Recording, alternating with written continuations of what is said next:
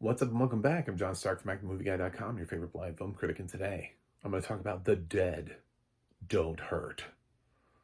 Because they don't. Because they're dead. And we've talked about it. We've had the discussion.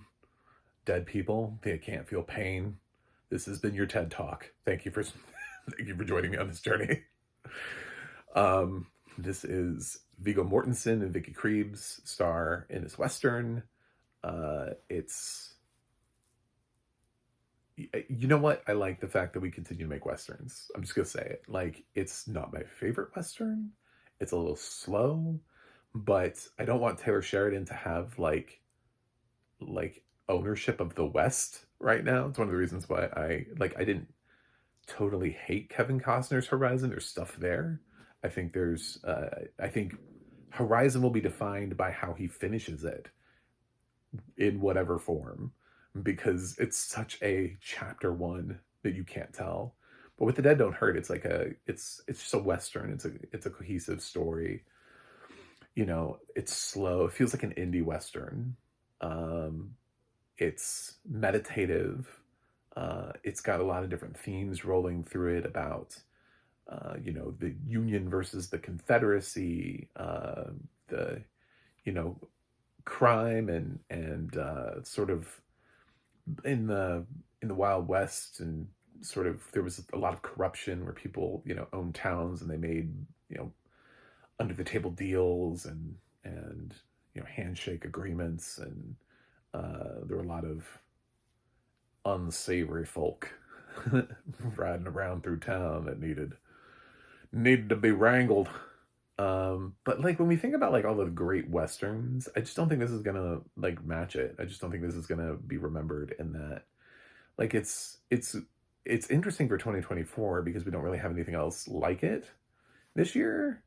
But at the same time, I don't necessarily know that when you're looking at the broad history of Westerns definitely sort of had a peak, which could always come back. It's just we're waiting for those directors. We're waiting for nobody wants to seem to really commit to a Western the same way like Ridley Scott is committing to Sword and Sandals.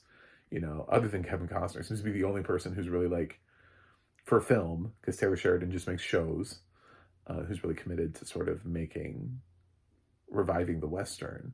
People have dabbled. Absolutely. People have dabbled, and sometimes to great effect and memorable effect. I really love Sam Raimi's The Quick and the Dead. I actually like that movie. But did Sam Raimi like stick in the Western genre? No. He was like, I made my Western, I'm done. Bye. Yeah, so I appreciate the effort. Viggo does a good job here, but the problem with Viggo is he's done a lot of great work. It's sort of the same problem I have with some of the other actors this year that are in sort of awards-ish fare. It's so hard to get behind a performance when you're like, God, I mean, this makes me want to watch 5 of your other films. Like you're good here. But it's the same thing I felt with Mother's Instinct. I think Anne Hathaway and Jessica Chastain were both they were really fire in that, but it wouldn't even come close to their top 5 for either of them. And it made me want to watch other performances of theirs. Saoirse Ronan in The Outrun, it's a fine performance, but it makes me want to watch other films where I'm like, oh my God, I need to, it's been a while since I've seen Brooklyn. Oh my God, she was great in Hannah. You know what I'm saying? Like, it just reminds me of all these other things because it doesn't feel like I'm reaching, like we're punching above the weight. We did this thing sort of with Meryl Streep where like every single year we just gave her an Oscar nomination, and somehow she accumulated like 18 nominations. But at the same time, you could go back through those and take easily 5 of them away, or at least 5 of them, and give them to other people who have never been nominated before. And the world would be better for it. And it doesn't say anything. It doesn't like besmirch Meryl Streep's record. It's just at a certain point you're like, damn, the great performance, but like music of the heart, like what is that really? Is that really the performance that you wanted? Is that the hill you want to die on?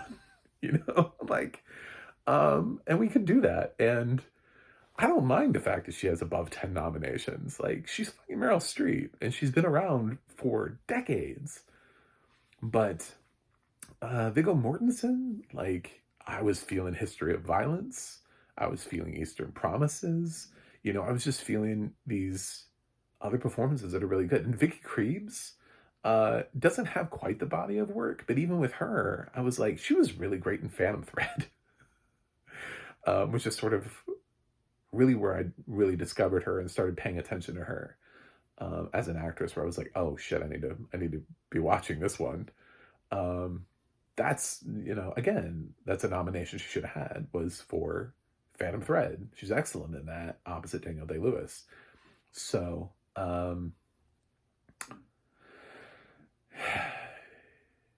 so this is just a fine Western. It didn't really offend me either way. The audio description here, I got the UK track. For anybody, I don't know if there is a US track, but I got the UK track. Maybe we're just using the UK track. I don't know. That happens a lot. There are a lot of UK tracks out there in the world that are in America, but for specificity purposes, in case you're the American version that worked on this, I'm talking about the UK version. Um, she seems a little like nonplussed, would be my only thought on that. Have you ever had somebody like in audio description who you just feel like hasn't seen the movie that they're describing and doesn't, and is very like sort of almost too passive, almost like it's odd, like it's disconnected from the thing that they're describing? That's kind of what I felt here. I don't think the actual written description, but I kind of want, did she see the movie? Because it's almost like too flat and too neutral at times when there are scenes. There's something, I know we don't, like some people are like, I don't like performative audio description, but there's something about being able to put even just emphasis on certain words as they happen, and just talking a little bit more like a human, coming out of some heavy sequences. There's a scene that sort of stands out to me where this poor piano player gets the shit beaten out of him, really for no good reason. Um, and the audio description around that is just sort of like, he keeps playing with the blood dripping from his lips. I'm just like, that was a really heavy sequence. And, you know, like I felt like it's okay to react. I don't know what we're doing in the UK. I don't know if you're just telling people, you know, take an Ambien before you do some narration, but I I would have, you know, give her a Red Bull, you know, something. But that's it. It's just, and the movie isn't even that exciting. It's just that there are some things in this movie, some acts of violence where you're like, okay, well now would be the time. So actually, the neutrality for the most part is fine, like in terms of, because I said it's meditative. A lot of times it's thinking about life. It's these two people connecting. There's a lot of loss. The film literally opens staring at a dead body. So this movie is really sort of about life and death. And so it's thinking about that a lot. But there are some other themes that run through it, and there are scenes of violence. And these acts of violence, I feel like, just should be highlighted a little bit more than, like, I can't be bothered, you know, like, which is sort of what it felt like. So at times I wanted more from the audio description track. If I didn't give any sort of feedback, if I was just like, everything's great, you guys are all doing good work all the time, then what am I doing here? So, but I didn't find any problem necessarily with the writing. I was never really confused as to what was going on. I was able to track the characters. So all that is good. Um, so thank you. Anyway, Dead Don't Hurt. Yeah, it's all right. I mean, it's a decent movie that I may or may not remember going down the line. I'll be like, I don't know. I don't have an immediate need to watch it again. I don't really have any problems with it. I just like huge problems, just other than the fact that there are better movies, better performances from Viggo and Vicky. Um, it's a little long. I maybe would have trimmed it down. Like it clearly just wants to be like the indie western where it has shots where it just kind of like we're just kind of sitting and we're thinking about life. You know, like the old westerns would have used that time, and they would have had like a grand score. The score here is just kind of like, I mean, like some of those westerns have like phenomenal scores to listen to from back in the day, like some of the John Fords. Um, and when you get into the spaghetti westerns, like those are iconic scores. The score is like, I don't even remember it. I just saw the movie and I do not remember the score. And that's what I'm talking about. Like, even compared, the only other Western I have this year to compare it to is Horizon. I actually remember the music to Horizon. I do not remember the music to this movie. So, it's trying to do something, it just doesn't quite land. So, I would still give it like a fresh rating, but if I was on the tomato meter, but I'm gonna give The Dead Don't Hurt a C plus. It didn't do too much for me. Performances are good, but let's be honest, Viggo has had some like astounding performances before, and this is just one of them where I was like, cool, thanks. He's not bad.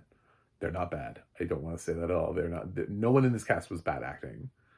Um, so thanks for watching. Thanks for subscribing, and I will see you guys on the other side.